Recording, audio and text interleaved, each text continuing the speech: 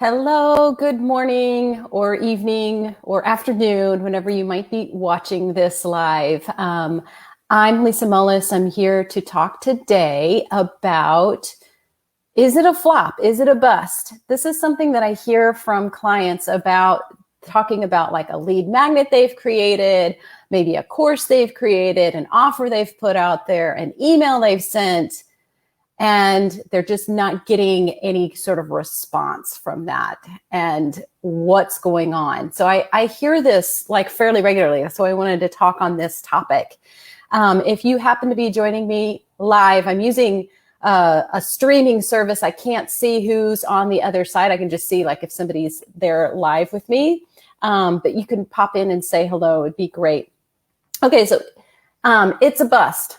Or is it really? Because I want to go into what are some of the things to look at or think about as you're evaluating what happened when you created this thing and you put it out there and nobody took it. Nobody took you up on the offer. Nobody opened it up or anything like that. Now, I recently just did a full week on one of the reasons, which could be just what it's called or the subject line you used in your email. So that's just one little piece of something to look at about what's not working. So I just want to walk through the main things to be looking at so then you can evaluate for yourself what your next steps are. Okay, so first of all, it's almost usually never a problem of quality. When I'm working with clients and the things that they're creating and the things that I see them putting out there, it's usually never a problem with the quality of the content itself.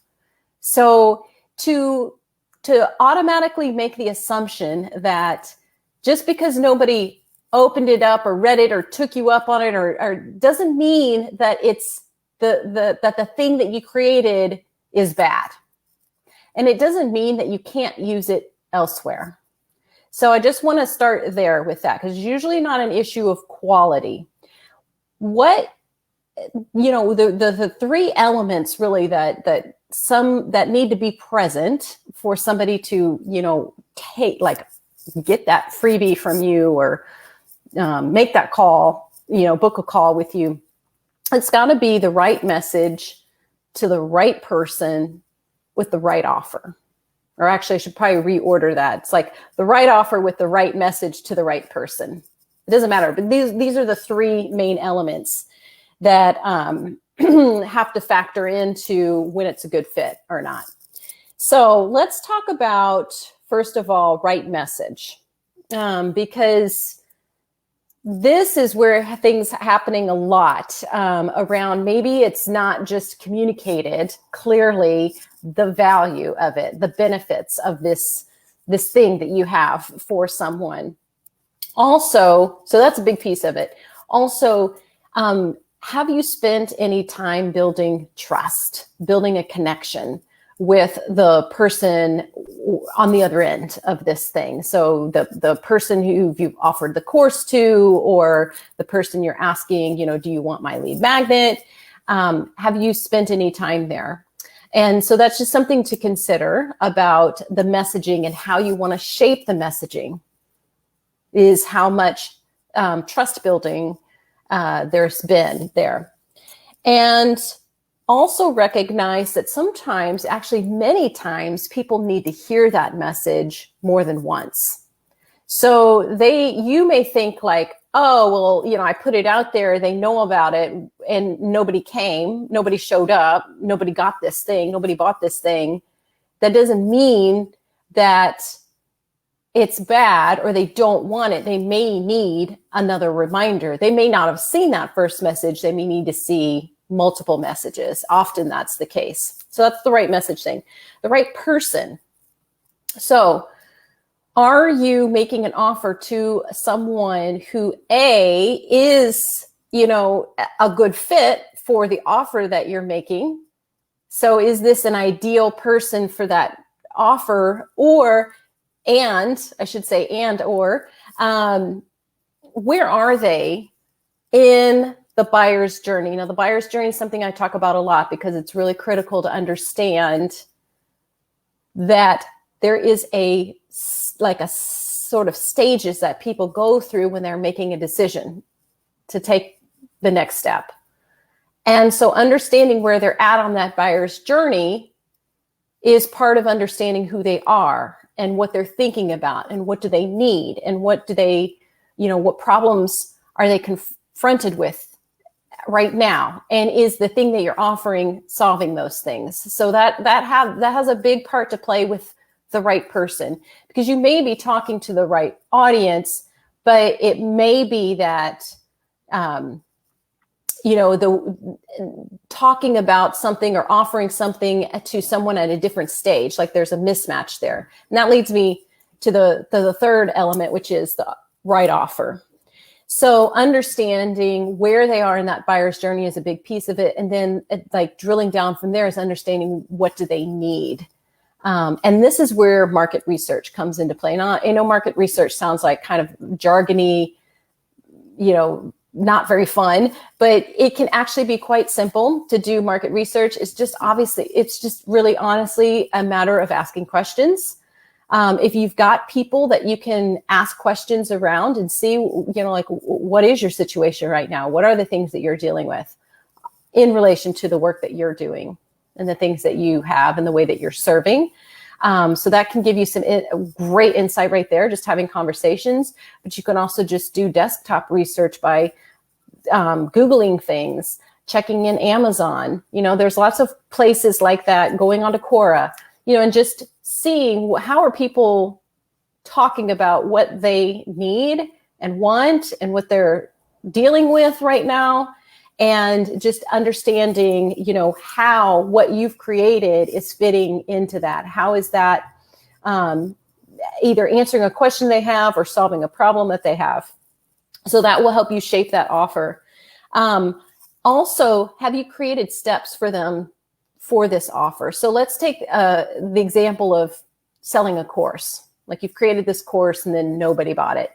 What did you do leading up to offering the course? Were there some interim steps for them?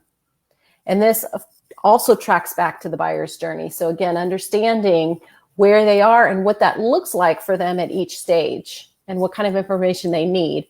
So this is also looking at your overall offering of services and resources that you have for people, and where do things fit and how can you support them as they're moving through.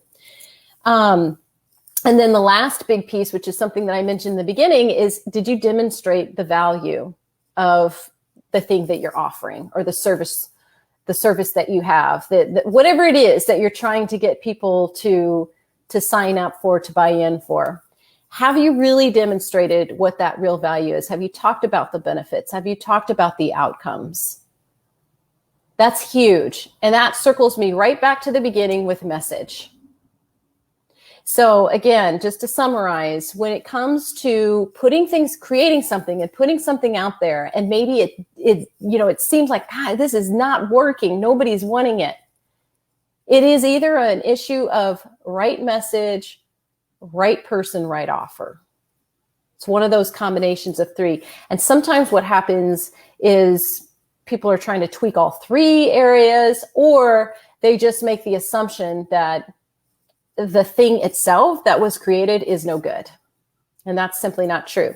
Now, if you find out as you're kind of digging into things and you're seeing, you've identified, okay, so it was not to the right person or at the right time, then that resource or the offer, the thing that you've created, that may be able to be used elsewhere in another situation or in another capacity or in another format.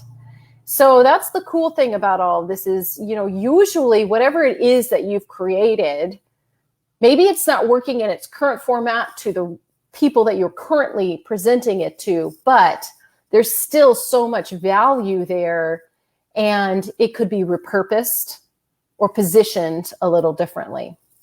So I don't want you to ever feel like, that was a waste of time. It's never a waste of time to go through that whole process. Yes, it can be frustrating, when no one is taking you up on it and you know it's so good, but just know that there's a lot of just intrinsic value with it, having created the thing in the first place. And then a couple of other points that I wanted to raise too around this is, did you make it easy for them to say yes to the offer?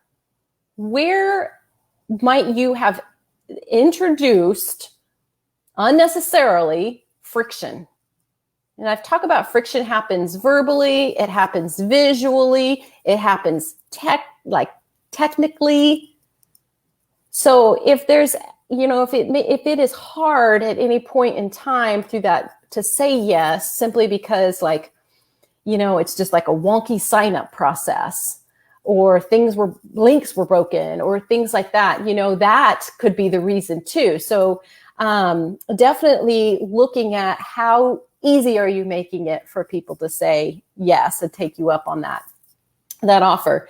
And the other thing is, are you tracking? Are you tracking the level of interest, the level of attempts?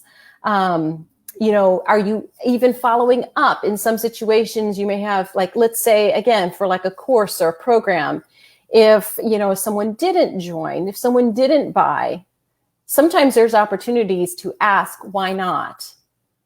So that's a way to do some tracking. So beyond just even looking from an analytics standpoint about, how many people actually saw this thing, who took some initial action on this thing. And then from there, why didn't they take you up on it? On the flip side, for people who did, it's also a great opportunity to ask why they did. So I just, again, wanted to share some of these things to be thinking about when you find yourself in a situation when you've created something and you've put it out there and nobody is acting on it. So is it a bust? Is it a flop? I say probably not, because there's so much more to it and there's lots of opportunities for optimization and improving it. We go into all of this in much deeper level in my group program, Client Attraction Accelerator. And so I'm open enrollment for the program right now.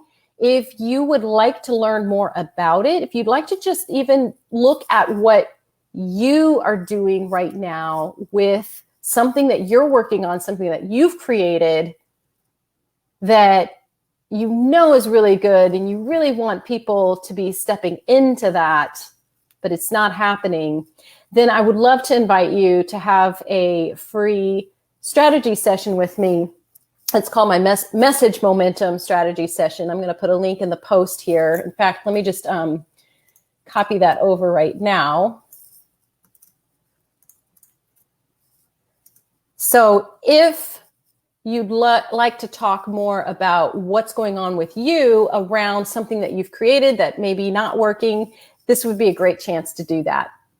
All right, I hope you have a wonderful rest of your day or evening, and I will catch you again soon for another Facebook Friday. Bye.